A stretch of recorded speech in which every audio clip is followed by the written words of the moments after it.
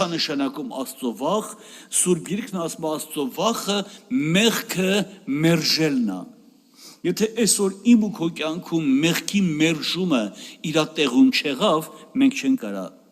Աստծո վախը հասկանանք։ Մի քարոզիչ քարոզում է, ասում է ժողովուրդ ջան,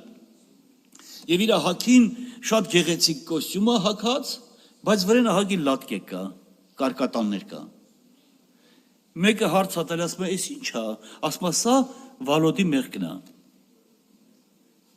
Բայց մեկը ասում է, «Էս ինչի մեղքն է»։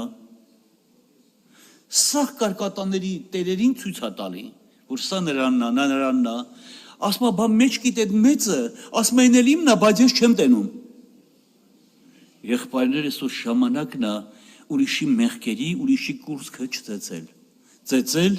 մեր կուրծքը։ Մեր մեղքի մասին մտածել, մեր մասին մտածել, եւ սա մեր կյանքում շատ մեծ առավելություն պիտի բերի, եւ ես ու դու պիտի ուրախանանք սրանով։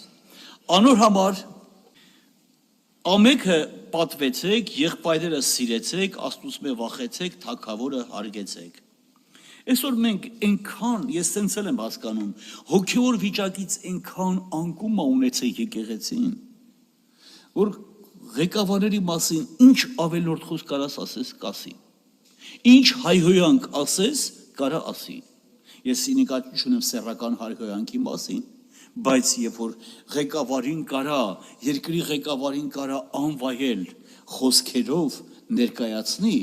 ես կարծում եմ սա ցույց է տալի, որ մենք մեր հավատքի մեջ խորը անկում ենք ունեցել, խորը դժվարություն ենք ձեռք բերել, իսկ քրիստոնյան պիտի կարողանա նաև այս համարի հիման վրա հարգել թագավորներին։ Եվ չկա մի թագավոր, որ երկնքից տրված չլինի։ Բոլորին Աստված է տվել, թույլ տվել։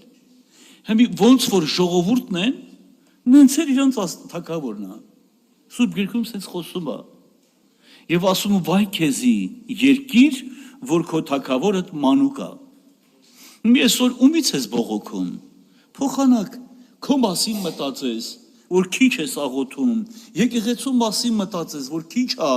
լուրջ ծառայությունը, այսօր թագավորներին կարանք մենք անարգենք։ Տերը օրհնի։